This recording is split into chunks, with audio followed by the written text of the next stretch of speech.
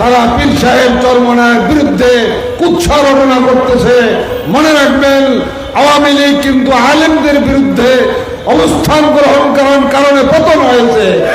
আলেমদেরকে হত্যা করার কারণে, আলেমদেরকে কারারুদ্ধ করার কারণে, আলেমদেরকে ফাঁসি দেওয়ার কারণে, আল্লামা সাঈদীর মতন আলেমকে কিলিং হত্যা করার কারণে আওয়ামী লীগের চরম ভয়ঙ্কর পতন হয়েছে।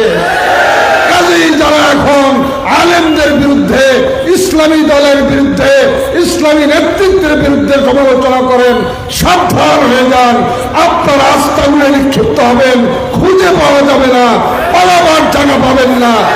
জনগণ আপনাদেরকে প্রত্যাখ্যান করবে। ভাইয়েরা আমার, বাংলাদেশ বারবার স্বাধীন হয়েছে। এই ভূখণ্ড স্বাধীনতার জন্য অনেক মানুষের জীবন গিয়েছে, রক্ত গিয়েছে।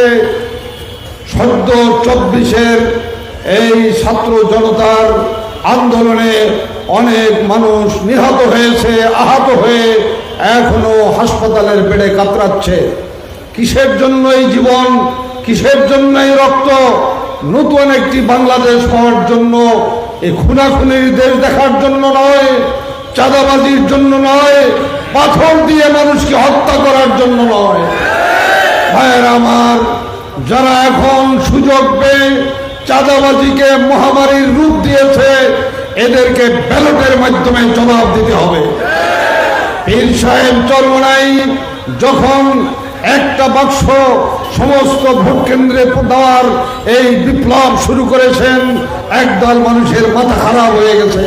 তারা পীর সাহেব চরমনায়ের বিরুদ্ধে কুৎসা রটনা করতেছে।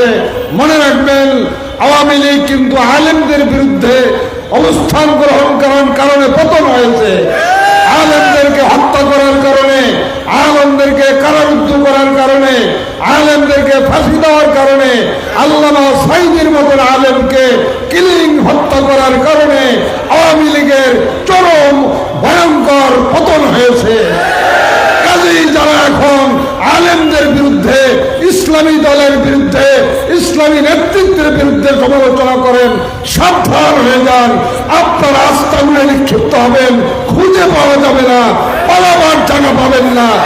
জনগণ আপনাদেরকে প্রত্যাখ্যান করবে। অনেকে বলতেছে, আপনারা চরমনায় হুজুররা যদি ক্ষমতায় যান, মহিলাদের কি হবে? আপনাদের জনসভায় তো কোনো মহিলা দেখি না। ভাইয়েরা আমার, তারা মহিলাদেরকে এই ভুল বুঝাইতেছে। মনে রাখবেন, আমরা ইসলামী আন্দোলন মহিলাদের, নারীদের ন্যায্য অধিকার প্রতিষ্ঠা করতে চাই। সমান অধিকার নয়, অগ্রাধিকার, ন্যায্য অধিকার, সম্মানজনক অধিকার প্রতিষ্ঠা করতে চায়। মনে রাখবেন, বাংলাদেশে যারা মাইনরিটি সম্প্রদায় আছে, হিন্দু সম্প্রদায় আছে, ইসলামী রাষ্ট্র প্রতিষ্ঠা হলে তারা নিরাপদে বসবাস করবে। এই জন্য দেশপ্রেমিক সমস্ত হিন্দু সংগঠন সোহরাওয়ার্দী উদ্যানে হিন্দু মহাজোটের মহাসচিব সে উপস্থিত হয়ে বক্তব্য রেখেছে, খ্রিস্টানরা বক্তব্য রেখেছে। সমস্ত দল মত নির্বিশেষে দেশপ্রেমিক জনতা ঐক্যবদ্ধ হয়েছে। আশা করি আগামীর বাংলাদেশ হবে একটি সোনার, সুখী, সমৃদ্ধশালী, কল্যাণ রাষ্ট্র বাংলাদেশ হবে। এই জন্য হুঁশিয়ার হয়ে যান, সাবধান হয়ে যান। ষড়যন্ত্রকারীরা ষড়যন্ত্রে লিপ্ত, তাদের ষড়যন্ত্রকে নস্যাৎ করে আমাদেরকে ব্যালটের মাধ্যমে, পিআর পদ্ধতির নির্বাচনের মাধ্যমে জাতীয় সরকার গঠন করতে হবে। আল্লাহ আমাদেরকে তৌফিক দান করেন। ওয়া মা তৌফিক ইল্লা বিল্লাহ।